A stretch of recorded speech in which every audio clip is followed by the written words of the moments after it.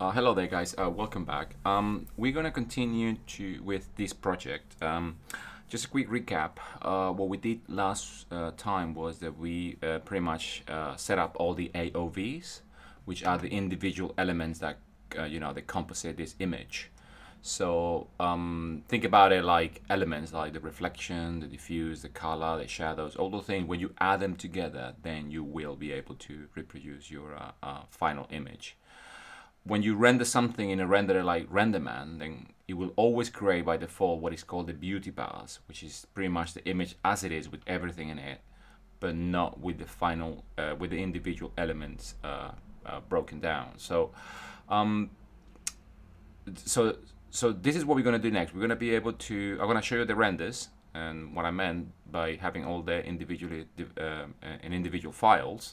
And then I'm going to show you first here, if you go into the render setting, just to recap, remember that we went here and we individually broke down this with this system called AOVs, which stands for arbitrary output variable. So it's pretty much the variable of each one of the elements. So by default, it export this file, which is the beauty part, which has color and alpha.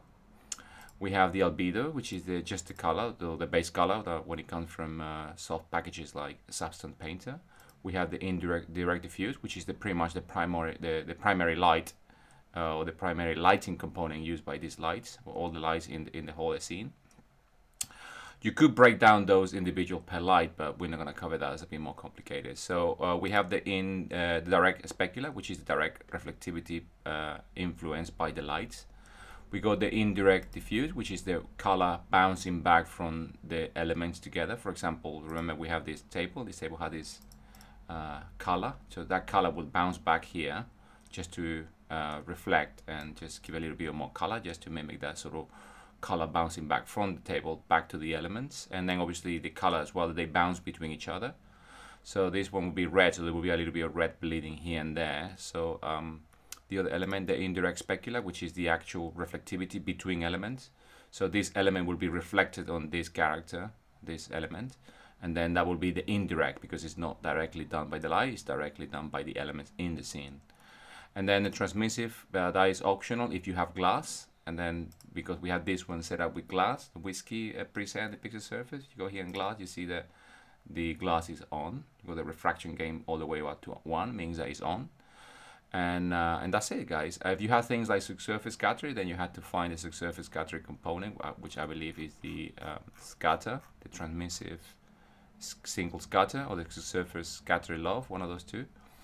Because you got single scatter and you got subsurface. That's a bit more complicated, but I told you guys to not try to stay away from that, because that would make things more complicated. So going back to the camera view here, just to put it back the way it was.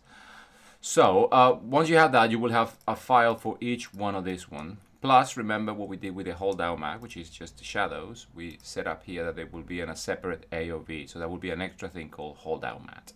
So now the files that would come out from this will be this. So you can see now we have color, map, EXR for the albedo, direct diffuse, direct specular, indirect diffuse, indirect specular, transmissive, and the beauty, which I told you this is the one with everything is in it as it is. Not all this, but just render, red, green, and blue as it is.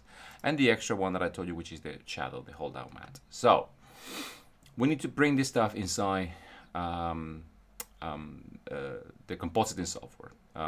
Just remember, this time we're using this software, which is DaVinci Resolve. DaVinci Resolve originally was a software that was used for non-linear editing of video, and pretty much something like having Adobe Premiere. For some of you that have worked with Premiere already, so you roughly know that it's pretty much for cutting and pasting video and putting together films.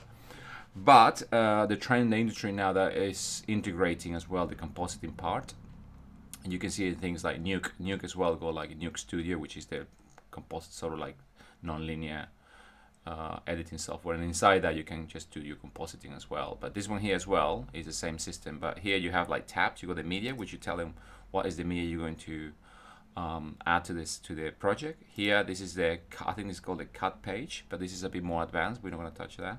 So we have the edit, where we're going to put the actual composite here, and this tab, whatever you put in this edit page, it will be represented automatically here. And here where you have all the compositing part. And then here you can do color correction as a whole of the film, but we don't need that. We can do it inside here.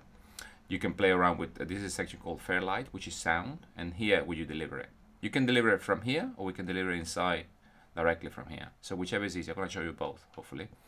So I'm going to go back to media because that's the first thing we need to do. We just need to tell them where the media is. Okay.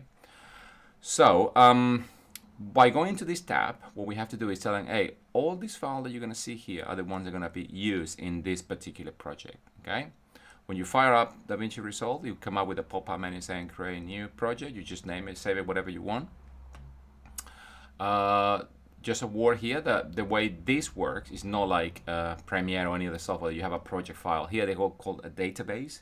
So you have a database in your hard drive, and then you just take the project, you can export it. You have to export it, put it in a hard drive or something. But I'm not going to be needing this for this submission. I'm going to be needing just the final images, guys. So you don't have to worry about that. So just put it whatever you want on your computer. This software is free, okay?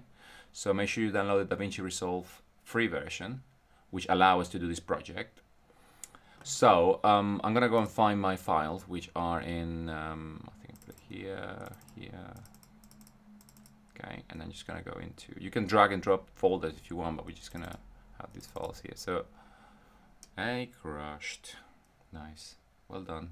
Okay, I'm gonna cut it down here, and then on the next one, I'm gonna open the files, and then just gonna view those files. Okay, so that's it for now, guys. Thank you very much. Sorry about that. I'll sort it out. It just happened. So